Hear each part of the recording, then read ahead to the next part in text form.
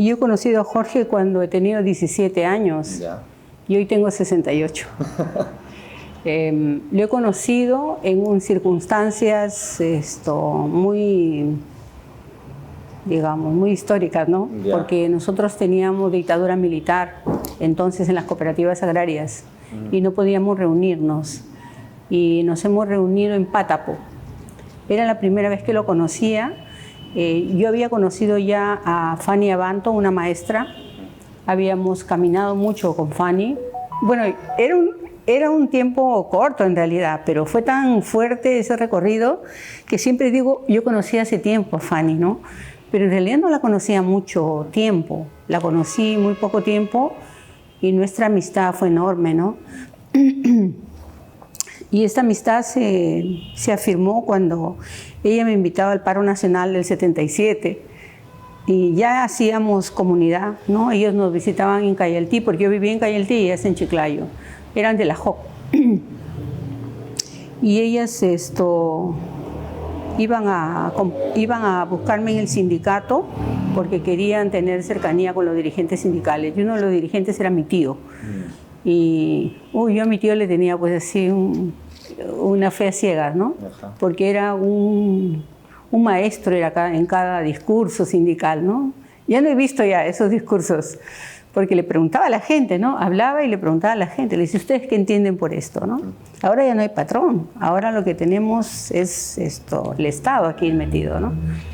Entonces, cuando Fanny me invita al paro nacional del 19, que mira, según yo digo, me invita, cuando debería haber sido una disposición mía, hay paro y me voy.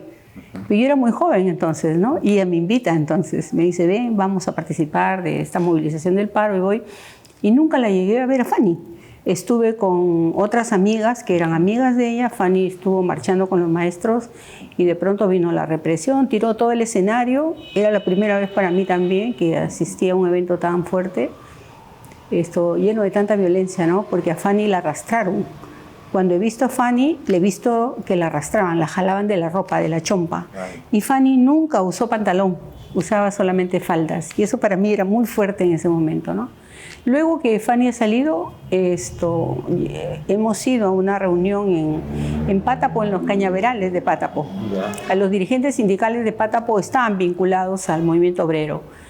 Y ahí he conocido a Jorge. Lo he conocido, hemos hecho un clic una primera vez, hemos comido, me recuerdo, atún. Sí, hemos comido atún porque nosotros vivíamos muy cerca de Chimbote, con galletas y limonada, me parece, ¿no? Me parece que estaba Javier Iguíñez también, o Rolando, uno de los dos. En ese momento para mí no eran tan conocidos, ni Jorge tampoco, ¿no? Pero hablamos con Jorge. Y Jorge a mí me impresionó mucho por su dedicación en ese momento, ¿no? Como yo sentía que le importaba la situación de la dictadura en ese momento. Él ni conocía a Cayaltí, ¿no? Y yo venía de ahí y a él le importaba mucho.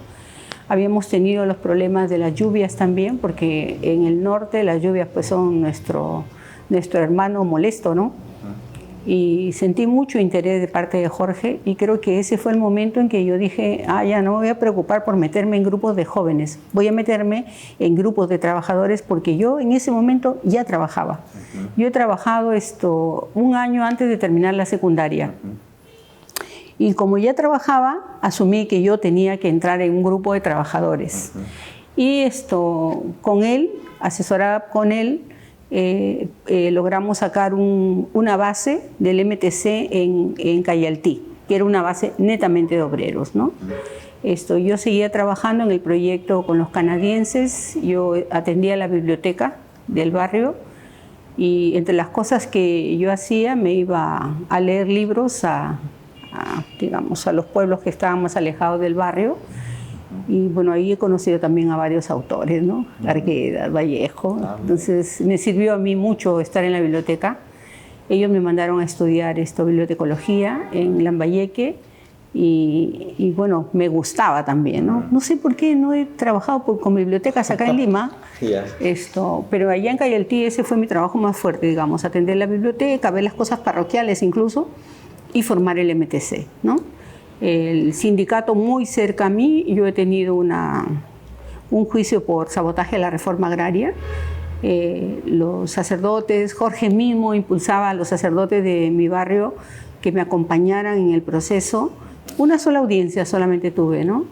Y éramos 4 jóvenes que, claro, teníamos un poco de miedo, ¿no? Porque era la primera, es un juicio por sabotaje a la reforma agraria, ¿no? Pero ¿Pusieron el juicio a ustedes? A nosotros. Pero la iglesia estuvo muy, muy cerca de nosotros, ¿no? O sea, mis padres nunca se enteraron que yo tuve un juicio por sabotaje a la reforma agraria. Y los padres de José y los padres de Alfredo tampoco, nunca, ¿no? Nosotros fuimos, regresamos, volvimos a ir y volvimos a regresar hasta que nos dijeron no va a este juicio, ¿no? Y ese proceso, por ejemplo, Jorge también lo acompañó, ¿no?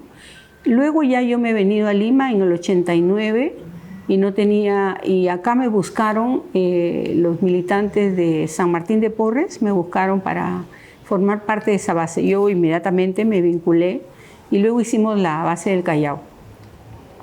Hay nombres muy concretos, ¿no? Lino, Julia, que han sido compañeros del MTC, dirigentes sindicales también, y me afilié a esa comunidad y esa fue mi comunidad por muchos años, ¿no? Hasta que he sido dirigente de base, he sido dirigente nacional y he participado en el primer Congreso Mundial del MTC, ¿no? Ahí, antes de ir al Congreso Mundial del MTC, he hablado con Jorge y Jorge me explicó, me dijo, ahora que vas a participar en este Congreso Mundial, recién vas a entender qué es el MTC. Y fue cierto, pues, ¿no? Pero entre todas las cosas que hacía Jorge es animarnos, ¿no? A nosotros como personas, destacar nuestras capacidades. Si veía que teníamos alguna habilidad, enseguida la destacaba. Y creo que eso ha pegado mucho en mí. Yo también hago lo mismo, ¿no? Enseguida que veo una compañera que destaque en algo, digo, oye, pero tú puedes hacer esto, ¿no? Creo que ha sido un hombre que ha marcado mucho nuestras vidas en diferentes momentos, ¿no? Y para mí, digamos, la realización de esta cercanía con Jorge fue mi primer encuentro nacional aquí en Lima. Yo venía de Cayaltí, ¿no? Y hemos tenido la reflexión de los grupos y yo hago el resumen de 3 grupos y salgo a dar el resumen, y cuando Jorge ya va a hacer toda la síntesis, porque él hacía la síntesis, él dijo, bueno, no tengo nada que decir, acá la doctora ya hizo la síntesis. Uy, yo me sentí orgullosísima, porque no esperaba que Jorge me diera ese voto, digamos, de confianza, ¿no?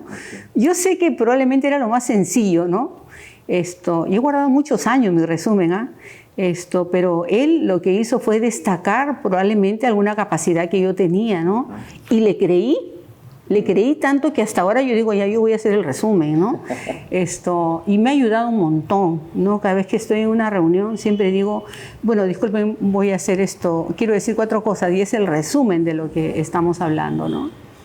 Jorge en mi vida ha tenido mucha presencia porque mi familia, él conoció a mi familia, la que yo hice aquí en Lima, y mi familia se comenzó a deteriorar, y yo no entendía qué estaba pasando, ¿no? Y Jorge estuvo muy cerca. Yo vivo en un asentamiento humano. Cuando conocí a Jorge también en el Callao, él ha venido a mi casa. Nos ayudó mucho con la intención de que podamos recuperar nuestra vida familiar. Ya teníamos una hija. Pero al final no logramos, no tuvimos éxito, pero Jorge estuvo acompañándome a mí y a mi ex esposo también, ¿ah? A pesar que él reconocía que parte de la culpa que yo le echaba a él podría tener muchos elementos, ¿no? Muchos argumentos, él también lo acompañó a él. Y yo mucho después me he dado cuenta que esta amplitud que tenía, no la podía encontrar sino más en nadie más, ¿no? O sea, en mi familia menos, ¿no? Porque mi familia era, él es el malo de la película y yo era la buena, ¿no? Pero para Jorge no, Jorge lo acompañó a él y no sé cuáles han sido los resultados ahí, sí, pero a mí también, ¿no? A mí, a mi hija, ¿no? Nos acompañó mucho, visitaba nuestra casa y eso para mí fue una comunidad enorme, ¿no? O sea, yo ya venía ya estaba en una experiencia comunitaria, venía de una experiencia comunitaria de Cayaltí, porque ahí nos conocíamos todos. En el barrio Mi mamá, claro, sabía que yo me llamaba Mila, pero todos en mi barrio sabían que yo me llamaba Mila. Y que si yo estaba fuera de mi casa, mi mamá lo iba a saber, ¿no? Entonces yo venía de esa experiencia, en Bocanegra estábamos luchando por servicios y obviamente todos nos conocíamos. Entonces decían, allá ya está fulana, sutana. Y Jorge llega a participar de este encuentro comunitario, digamos, ¿no? Viene un poco a darle la bendición y a tratar de analizar mucho mejor el problema que teníamos en Bocanegra, ¿no? Para Jorge, para mí era Jorge me ha explicado qué significa vivir en una invasión, qué significa el esfuerzo conjunto, el trabajo en colectivo, la creación de vínculos, por ejemplo. Eso fue recibido de parte mía de Jorge, ¿no? Hemos discutido algunas veces también, ¿no? Cuando yo he tomado un poco de pista, hemos discutido por algunas cosas que a mí me parecían elementales en el MTC, el hecho de que las mujeres, por ejemplo, no tengamos tanta presencia. Eso no significaba que Jorge no nos promovía a las mujeres, pero sí nuestros dirigentes eran muy machos, ¿no? Y creo que hasta ahora, porque hemos tenido muy pocas mujeres presidentas nacionales, ¿no? 3 conmigo. Y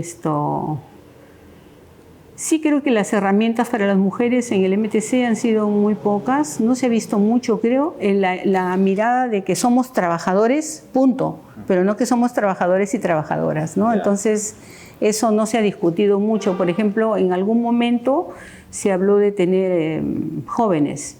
Y la reflexión fue, no, este movimiento no está hecho para jóvenes, es un movimiento para trabajadores. Si hay trabajadores jóvenes, bueno, que entren, pero la dinámica, la espiritualidad del MTC es el trabajo, ¿no? Y hasta ahí ha marchado el MTC, digamos, ¿no? Creo que con Jorge nos ha unido mucho la sensibilidad que teníamos también para las cosas que estaban fuera de nuestro alcance, no solamente las que estaban cerca, sino las que estaban lejos también, ¿no? Esa sensibilidad, la oración, por ejemplo, parte de nuestra espiritualidad, el revisar mi vida, ¿no? Sentarme con él y hablar de mi vida, de mis problemas, de mis cosas buenas y de mis cosas malas, el confesor, digamos, ¿no? En Cayaltí, cuando yo he tenido la experiencia de cercanía con los sacerdotes en Cayaltí, era una obligación confesar, pero después ya no fue una obligación confesar para mí en el MTC. Para mí era necesario hablar con Jorge y eso era una confesión, porque Jorge no se lo iba a contar a nadie, ¿no? Y sí, Jorge te daba tareas, pues también, ¿no? Te decía, haz esto, haz lo otro, que no eran reza de 3 Ave Marías, 4 Padre Nuestro, ¿no? Por ahí no iba la cosa, ¿no? Oye, pero mira, puedes acercarte a hablar con el dirigente, plantéale este modo distinto que tiene de ver las cosas y arregla por ahí pues la situación, la gente no se puede seguir peleando, ¿no?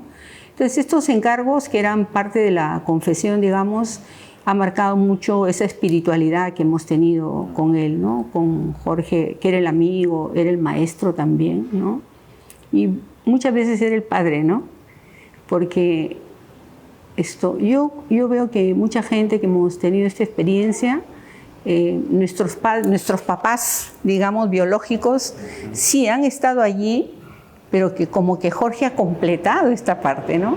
Porque nuestros padres, por ejemplo, mi papá iba a la fábrica papelera y él trabajaba ahí y yo no lo veía meses, porque él se iba a las 6 de la mañana y regresaba a la 1, creo, de la mañana. Entonces no lo veía, casi nunca lo veía. Era mi papá, era la chochera, digamos, era, digamos, lo más lindo para mí de ver a mi padre en la casa siempre haciéndonos chistes las pocas veces, pero la otra parte, la de acompañar tu vida en esta historia, de construirla, Jorge ha participado mucho eso en nuestras vidas, ¿no? Por eso él siempre lo vamos a recordar, ¿no? Como que está presente todavía, ¿no? Algunas veces yo creo que le he dicho, oye Jorge, ¿cómo no estás acá, no? Y para mí de manera especial lo he visto ya la última vez que él fallece, ¿no? Él va a Bocanegra. Él estaba mal, ya estaba en el asilo. Y nosotros dijimos, vamos a visitarlo. Pero había una especie de, como que nadie visita a Jorge, una pared ahí, y nosotras traspasamos la pared. Yo no podía ir porque me conocían, ¿no? Pero Évila una compañera nuestra que nadie la conocía, que conoció a Jorge por la revista y por lo que decíamos, dijo, yo me voy. Y ella va al asilo, habla con Jorge y le dice, padre, ¿por qué usted no va a visitarnos a Bocanegra? Y lo saca del asilo. Va en un taxi y lo sacamos, casi lo secuestramos del asilo, ¿no? Y lo llevamos a Bocanegra. No sabemos nosotros si Jorge le avisó a alguien, pero Jorge llegó solo. Llegó con Évila, ¿no? Subió a nuestro local y pues en nuestro local hay un montón de mujeres. Uf, hay un montón de mujeres y para empezar entras y encuentras un comedor. ¿Tú has ido? No, no has ido. No. Hay un comedor y ahí hay mujeres.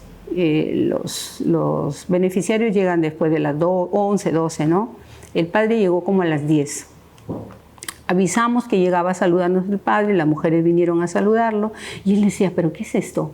¿Por qué nunca me has dicho? Me jaló el cabello y me dijo, ¿por qué nunca me has dicho que había esto? Pero él ya había estado enfermo, pues.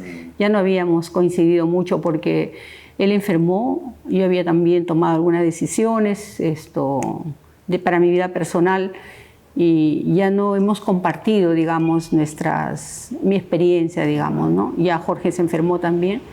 Pero ese día que estuvo ahí me jaló del pelo y me dijo, ¿cómo no me has dicho que hay todo esto, que por acá? Porque yo le decía, oye, no tenemos ni local acá, porque este local lo tenemos en función de que le caigamos bien al secretario general y que le caigamos bien al alcalde, porque nos han querido votar un montón de veces de ese local, ¿no? Y él me dijo, ya, vamos a ver ese asunto, ¿no? Esa fue la última visita a una comunidad que hizo Jorge. Entonces nos ha marcado mucho a nosotros porque cuando Jorge fallece y publican la foto, nosotros dijimos, esa foto es de Bocanegra. Estaba con el gorrito, pero muy alegre, ¿eh? Nunca, su enfermedad, nunca lo vi enfermo yo, que lo he visitado también en el asilo, ¿no? Lo vi trabajando, estaba una compañera ahí ayudándole con la redacción, no, con los textos, y cuando he ido a Bocanegra yo sabía que estaba enfermo, pero él sonriente todo el tiempo. O sea, esa era la esperanza que él te provocaba, ¿no? Pero que no solamente te provocaba, sino que uno podía hacerse dueño de esa esperanza y seguir con esa esperanza hasta ahora, ¿no? Para mí también esa es parte de la práctica, ¿no? Uno tiene que dar esperanza a la gente, ¿no? Con Jorge, la asesoría no era un tema técnico, era un tema de la vida, ¿no? Por ejemplo, yo ahora hago vida partidaria, ¿no? Y no encuentro esa asesoría tampoco, ¿no? Pero creo que Jorge trató de darle a esta asesoría conocimiento, mucho conocimiento, trató de darle experiencia. Por ejemplo, si había un encuentro aquí y allá, vayan ustedes para hacer la experiencia, encontrarte con otra gente y conocer sus costumbres, conocer su vida, su realidad, ¿no? Eso era trabajar un poco nuestra propia historia personal y cómo la asociábamos a este tipo de encuentros, ¿no? Esa asesoría dejó de ser técnica, ¿no? Para pasar a ser un acompañamiento de la vida. Por eso es que para nosotros también, por ejemplo, Víctor dice, no soy asesor, soy su acompañante.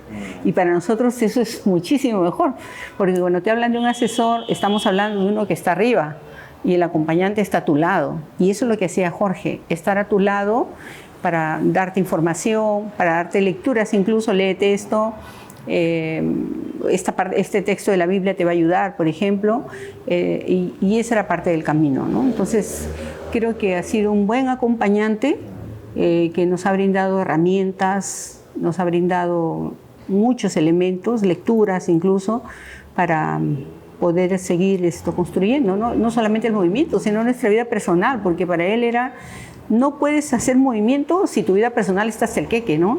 O sea, tu vida tiene que ir a la par de cómo vas construyendo el movimiento, ¿no? Y esta unidad, digamos, hasta ahora para cada uno de nosotros, ¿no? Bueno, quienes hemos seguido en esta espiritualidad, en esta línea, eso sigue siendo, digamos, el camino para recorrer, ¿no? Bueno, cuando Jorge ha estado todavía vivo, lo que conocía yo era que él se movilizó en una marcha en el 70 y tantos con la CGTP, con el Partido Comunista. Y yo no tenía una idea todavía ahí de los partidos, ¿no? Ni que el Partido Comunista, ni que venía de China, Rusia, el muro de Berlín, ¿no? Eso para mí todavía era desconocido, ¿no? Después he tomado conciencia de eso. Pero Jorge tenía cercanía con algunos partidos políticos. Estaba muy cerca a la política también, ¿no? Nosotros cada vez que nos hemos reunido como movimiento, lo primero que hemos hecho es análisis de coyuntura. Y el análisis de coyuntura tenía que ver cómo estaba el país. Por ejemplo, en la época de Fujimori, que era la época más dura, se destruyeron sindicatos, se destruyeron confederaciones, se despidió gente. ¿Cómo dábamos ese paso en ese momento? La gente del MTC se iba, porque claro, los botaron del trabajo, el MTC no podía hacer más porque no teníamos, digamos, una incidencia en el gobierno o en alguna instancia del gobierno que nos permita, digamos, trabajar por estos despedidos, no lo había. Y era un tramo indescifrable, ¿no? Jorge, era un tramo doloroso, porque era la construcción de un movimiento de años que se desbordaba porque Fujimori comenzó a arrasar con todo. Y creo que hasta este tiempo, Jorge estuvo presente. Jorge acompañó este proceso. Él intentaba que nosotros analizáramos el momento, que lo asociáramos al proceso latinoamericano también, porque claro, ahí todavía era el consenso de Washington, ¿no? Lo que estaba en discusión, cómo Fujimori viene a aplicar esta política devastadora, el consenso de Washington, qué pasaba en Rusia, qué pasaba en el mundo, para poder entender el proceso en el Perú, ¿no? Este tramo fue, claro, un tramo doloroso de pérdidas, de despidos, pero fue un tramo también de aprendizaje, porque Jorge estuvo ahí para explicarnos cómo, como dicen los muchachos, con manzanitas. Ajá. Por ejemplo, el proceso de Velasco Alvarado, ¿no? Yo ahí recién conocí a Velasco Alvarado. Bueno, conocí, digamos, el plan Inca de Velasco Alvarado, porque Velasco Alvarado va a mi pueblo por la reforma agraria, y ese es mi pueblo, que yo lo conozco a Velasco. Llegó un señor, un militar, a Cayaltí, como mi tío era dirigente, avisó en la casa, va a venir Velasco Alvarado, nosotros vamos, hacen una tarima, los trabajadores, y él da su discurso, ¿no? Que el patrón ya no comerá del fruto del trabajo, etcétera, etcétera, ¿no? Esas cosas a mí se me han quedado porque yo misma lo he escuchado, yo lo he visto, ¿no? Y lo he visto joven, sano también. Y terminada, en Cayaltí había el pueblo y los empleados de la patronal, digamos. Y los empleados de la patronal no se juntaban con nosotros. Había una barrera, una valla, que para pasar a ellos había que pedir permiso, y esa valla se levantaba y tú podías... O sea, nadie de nosotros en Cayaltí podíamos atravesar esa valla, ¿no? La diferencia de clases ahí era así, fuertes, ¿no? Entonces cuando llega Velasco, termina su discurso y claro, todo el mundo, sí, bravo, bravo, ¿no? Termina y lo invitan a bajar y comienzan a caminar. Supongo que eso estaba preparado, ¿no? Yeah. Comienzan a caminar y vamos hacia esta valla, ¿no?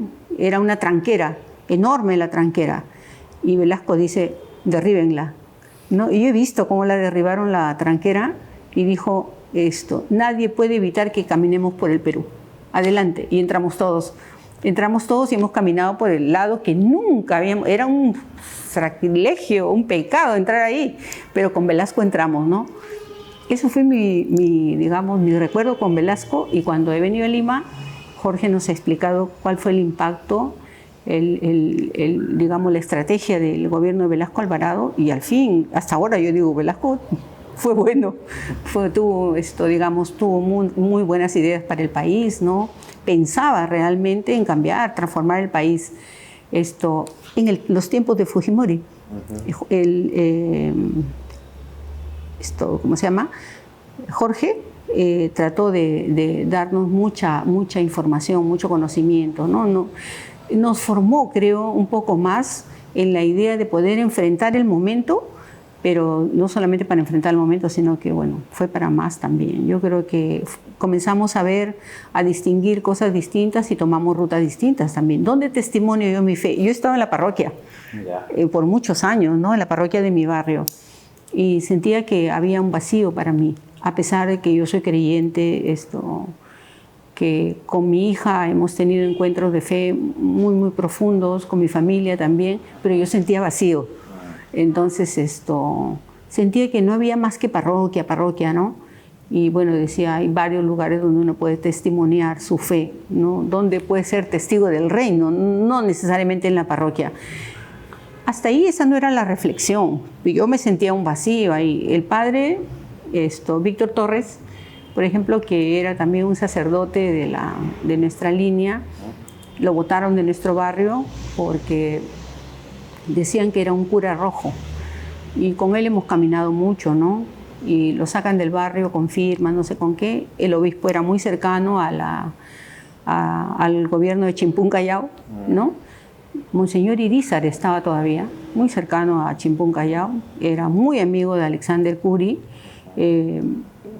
A mí la verdad es que me dio mucha, no sé si decir, pena no era, me dio indignación, claro, porque fuimos a la casa de unas hermanas en el Callao que hacen vida retirada, ¿no? No recuerdo cómo se llaman, pero él había hecho una capillita, había empedrado todo el camino que estaba feo antes, lo empedró, entonces ya tú llegabas a la capillita muy bonita, muy, ¿no? Y él llega y Monseñor sale a saludarlo y se dan un beso en la cara.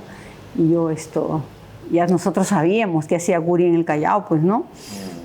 Y ese encuentro a mí, por ejemplo, me molestó mucho. Y ahí estábamos con Víctor. Él iba con celebrar, me parece, el padre Víctor, pero luego lo mandan a Bocanegra y este Curi, amarrado con el dirigente vecinal de nuestro barrio, le hace una contracampaña y lo sacan del barrio, ¿no? Ya después él fue a Cáritas, ha tenido otros problemas, pero de mi barrio lo sacan. Y claro, yo decía, pucha, ahora nos seguimos quedando solos, ¿no?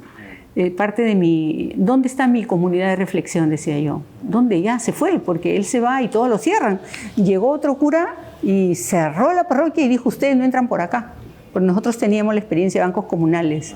Y él dijo, habló conmigo y me dijo, ustedes hacen política. Y yo todavía no hacía partidaria, se refería a partidaria, seguramente yo no. Ustedes hacen política. Entonces yo, la verdad, estaba muy indignada con el cura que llegó y le pregunté qué hacía Monseñor Irízar. Monseñor Irízar en ese tiempo era presidente de la mesa anticorrupción del país. Entonces yo le dije al cura que estaba ahí, ¿qué hacía Monseñor Irízar? ¿No estaba haciendo política? Estaba haciendo política. La polis, pues, no todos somos ciudadanos, no vivimos en una isla. Pero igual nos votó y nos dijo que no íbamos por ahí, que estábamos haciendo, hasta que después nos ha buscado por razones de la defensoría, ¿no? Pero este tipo de cosas, digamos, en las asesorías, han tenido ese impacto político siempre, ¿no? Quizá porque nosotros hemos visto las cosas de otro modo, ¿no? Nuestra visión es desde los oprimidos, los excluidos, entonces siempre hay una reflexión distinta. En el barrio, con el padre Víctor, todos nuestros encuentros, las homilías, tenían ese contenido, ¿no? Y él hacía que participemos en la misa, ¿no? Que no era una misa usual. Él hasta bailaba en la misa, porque el padre Víctor es un hombre muy alegre. Y en las misas, para hacerle entender a la gente lo que significaba una u otra cosa, se ponía hasta a bailar y era chistoso, ¿no? Pero esos son los tipos de asesorías por los que yo he pasado. Y el padre Víctor también ha conocido al padre Jorge, ¿no? Y creo que a mucha gente ha marcado esta manera de asesorías, digamos, ¿no? Sí, bueno, yo creo que al final yo he encontrado, luego de participar con los bancos comunales, he encontrado otras organizaciones que también querían entender por qué nuestra organización no era aceptada por el gobierno municipal y regional y no teníamos una explicación, porque si hacíamos un trabajo bonito, ¿no? Nos sentíamos orgullosas de ese trabajo. Creo que eso me ha conducido a un espacio más de reflexión político-partidario, ¿no? A los inicios como que no me daba cuenta, pero luego sí sentía que puedo testimoniar mi fe también en este espacio, ¿no?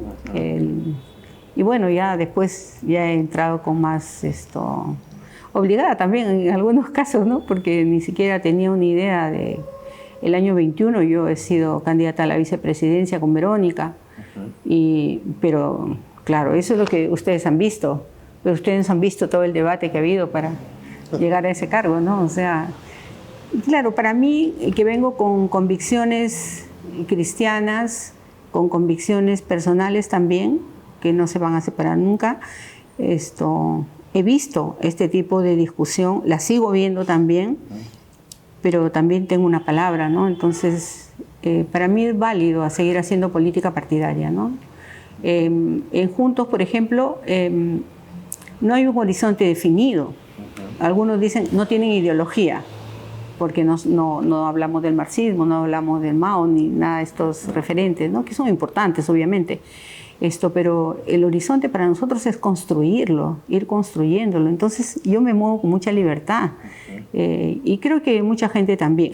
Obviamente hay gente también que viene de los 80, ¿no? Que vienen con una formación, una buena formación, digo yo, política, que está imbuida de referentes importantes, ¿no? Que todos conocemos. Por ejemplo, a mí me han dicho que ponga las figuras de varios de esos referentes, ¿no? Y yo que he puesto pues una bota. Entonces,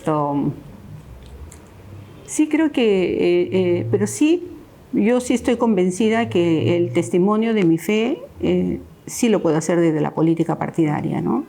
Que va a haber dificultades, las hay, pero afuera también las hay, ¿no? Yo vivo en el Callao y la confrontación con la corrupción, yo he arriesgado todo como todos, ¿no? Como muchos de los que luchamos en el Callao contra la corrupción de Chimpún Callao, que es la que he conocido. Ellos han mandado gente a mi casa para amenazarme y no tenía la menor idea yo de que me están amenazando, ¿no? Porque ellos llegan, toman nuestro local y yo conozco a los que están ahí y me pregunto ¿para qué han venido? Un grupo enorme llegó con Félix Moreno a nuestro local comunitario, que tú conoces, ¿no? Y yo decía, ¿para qué ha venido toda esta gente? Y toda esa gente que llegó, que eran puros hombres, eran ex convictos, habían salido de Sarita Colonia en el marco de una oferta de reinserción de parte del gobierno de Curi. Y ellos me contaron, en la noche que me quedé con ellos, me contaron que Curi los saca para reinsertarlos, les ofrece trabajo, y lo primero que hace es darles armas para mandarlos a mi barrio, a defender el comunitario del dirigente que estaban peleados en una pelea de gringos, ¿no? Y que nosotros estábamos pagando el pato de esa pelea. Pero todos eran jóvenes que habían estado presos y que creyeron en la propuesta de Curi. Pero Curi lo que hace es primero mandarlos a matar, porque les da armas. Pues si te dan armas, ¿para qué te dan armas? No para que la veneres, ¿no? Nunca hicieron uso de estas armas, obviamente. Y entre todos ellos, yo conocí a un señor ahí que nos conocimos, nos hicimos patas, ¿no? Tuvimos mucha empatía. Y con el pasar del tiempo, yo estaba dirigiendo una lucha que tenía que ver con el Banco de Materiales y habíamos acordado un plantón en la Municipalidad del Callao, pero no era un plantón para protestar contra Moreno, sino era un plantón para pedirle a Moreno que firme cartas de ayuda social para que se pueda hacer el trámite, pero eso no lo conocían ellos. Entonces nosotros dijimos plantón y un día antes llegaron a mi casa.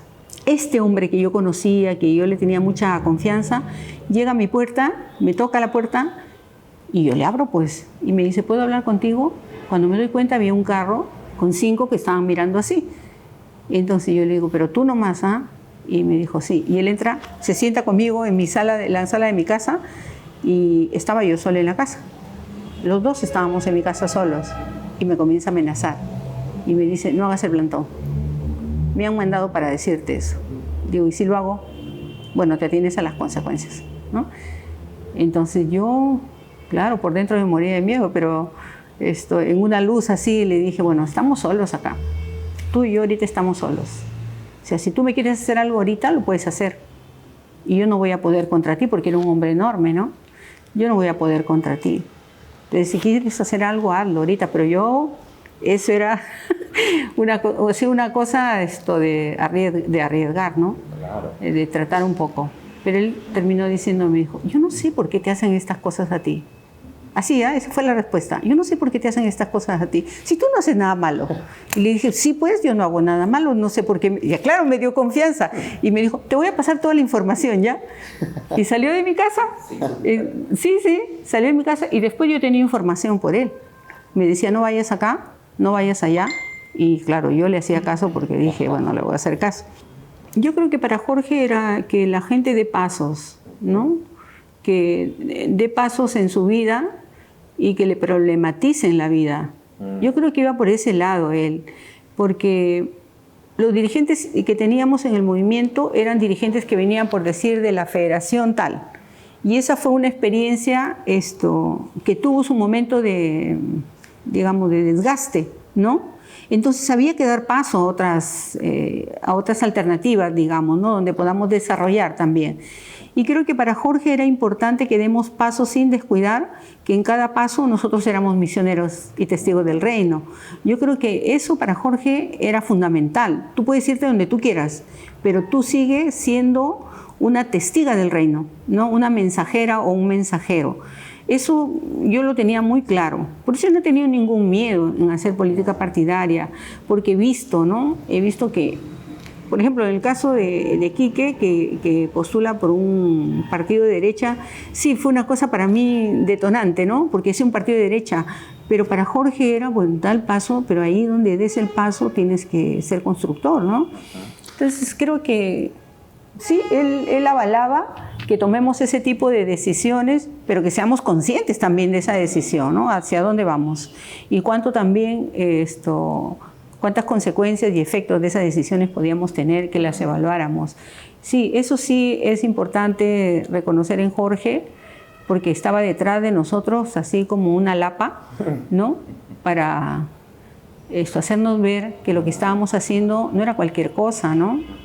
Que sí era importante considerar qué efectos iba a producir eso, ¿no?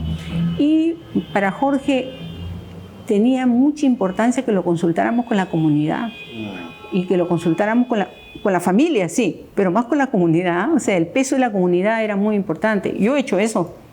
A mi comunidad le he tenido que decir, voy a dejar esto porque voy a hacer lo otro, ¿no?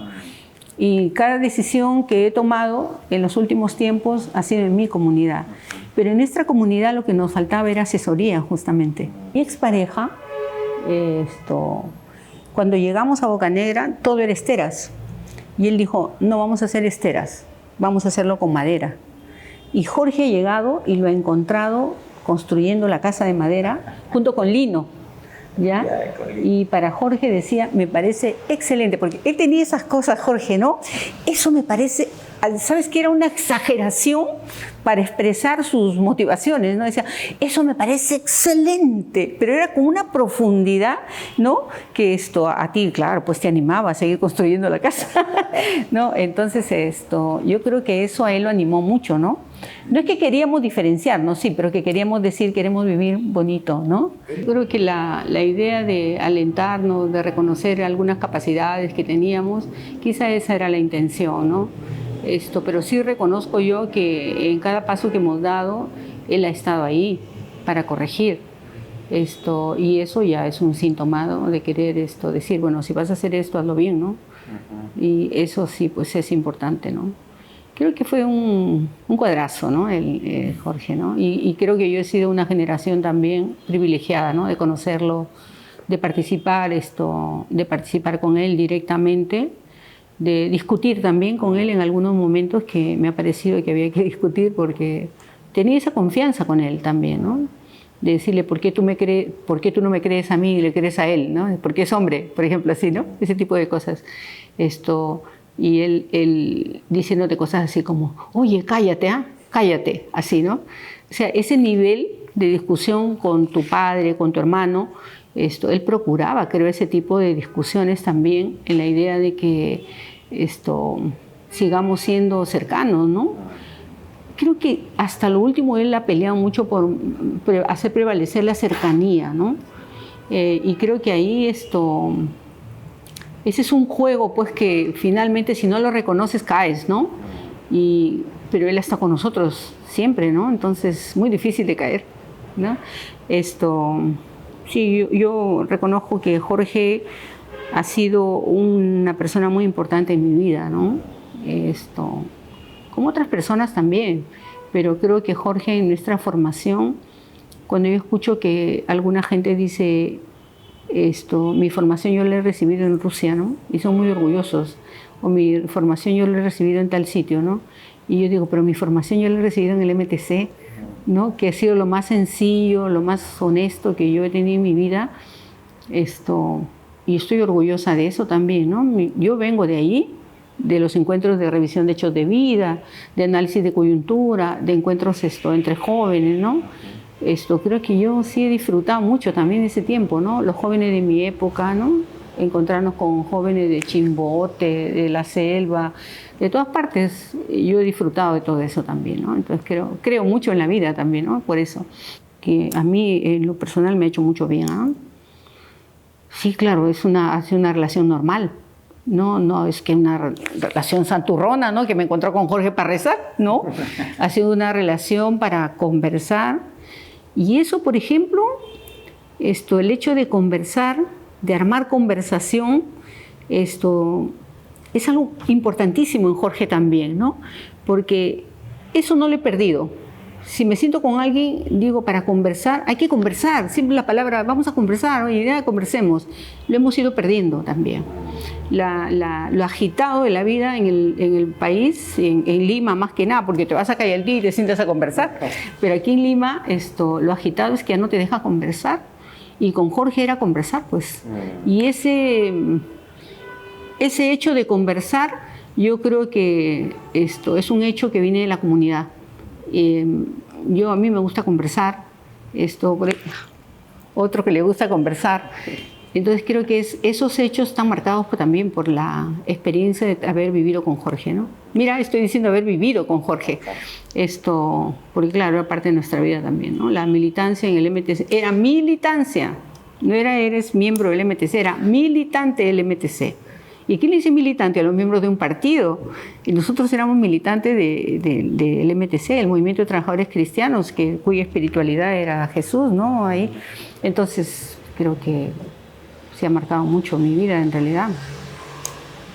Y estoy hablando de Jorge ahora, y jamás imaginé estar hablando de Jorge, ¿no? Y es bueno para mí porque me permite reencontrarme con ese pasado, porque ahora, digamos, es un pasado que está ahí, que hace memoria conmigo, que en ese pasado no solamente he estado yo, que en ese pasado han estado otros compañeros también, ¿no? Sulpicio, Pedrito, Guillermo Broncano, el mismo Quique, Concho, o sea, tanta gente en el MTC que he conocido y que me han pasado su experiencia, no solo a mí, sino a todos los miembros del movimiento. O las grandes jornadas para votar para nuestros dirigentes. Eran elecciones netas. Yo no sé si alguien cargó con un carro para llevar votantes, pero para Jorge el tema electoral en el MTC era una cosa divina. Yo lo veía gozar de las elecciones, ¿no? Y había empujas, mira, yo perdí las elecciones por medio voto, porque teníamos una fórmula para votar, ¿ya? Y claro, yo quedé pues molesta, triste, ¿no? Porque yo pensaba que iba a ganar. Y perdí por medio voto, porque la fórmula era, pues, si los de Cusco son menos, su voto vale más, ¿no? Entonces, en esa fórmula, yo perdí por medio voto. Y Jorge vino a abrazarme. Yo recuerdo que me abrazó fuerte, como abrazaba él, que ese es un dato importante también, te abrazaba fuerte, te hacía así en la cara. Entonces, me dijo, no estés triste, no has perdido, has ganado. Tu derrota está legitimada, me dijo. Y yo, claro, yo quería entender por qué había perdido por medio voto, ¿no? Y él vino y me dio los ánimos así increíbles. En esa gestión yo fui al Mundial del Congreso, del Congreso Mundial del Movimiento de Trabajadores Cristianos. Y él estuvo ahí para decirme qué iba a pasar en ese congreso, cómo iba a ser, qué tenía que decir, etcétera, ¿no? Y claro, ya el tema de la verdad era un punto importante para mí entonces, ¿no? En ese congreso. Y sí, tuve dificultades, por decir la verdad, ¿no? Sí decía eso, ¿no? O sea, ustedes tienen que hacer tareas grandes, ¿no? Claro, yo las he vinculado más estas tareas grandes a las tareas del reino, ¿no? Que no tienen mucha popularidad, obviamente, ¿no? O sea, pero sí. O sea, era eso, era construir la persona, ¿no? El ciudadano, digamos, ¿no? Vayan, evangelicen, eso era una práctica común, ¿no? ¿Qué significaba eso? Había que darle sentido a la evangelización. Claro, para nosotros que venimos de esta corriente, esto no era que vamos a hacer el cambio y punto, ¿no? Sino qué significa ese cambio y qué significa evangelizar también en un mundo tan despiadado, ¿no? Ya hace muchos años, ¿no? Entonces creo que ahí sí él metía mucho su fuerza, su energía, ¿no? Y nos cargaba también de esa fuerza de energía, ¿no? Sí, Jorge fue un cuadrazo en realidad, un geniazo era. Creo que lo he querido mucho, como yo mucha gente también, ¿no? Sí, te he querido, ¿no? Y nunca le he dicho. Sí, bueno, pues eso pasa. Es una pena que sí. En plena pandemia tuviera que irse tan solo. Eso nos pasa usualmente, ¿no? Decirte quiero, todo ¿no? Lo que queríamos estar a su lado, pero no se podía. Sí. Siempre ha habido tiempo para hablar, para discutir, y no para decirle, oye Jorge, te quiero un montón, ¿no? O sea, eso no ha habido.